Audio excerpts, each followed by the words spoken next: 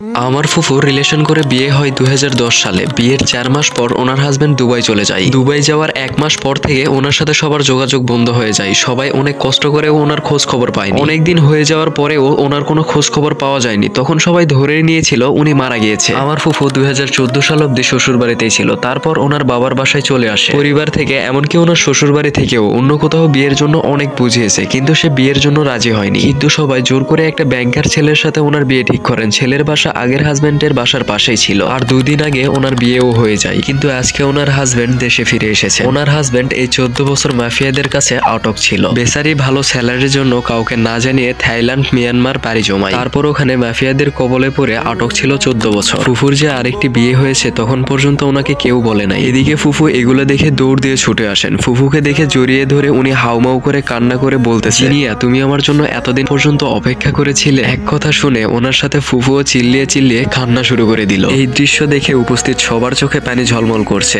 আহ, ভাগ্যের কি নির্মম পরিহাস।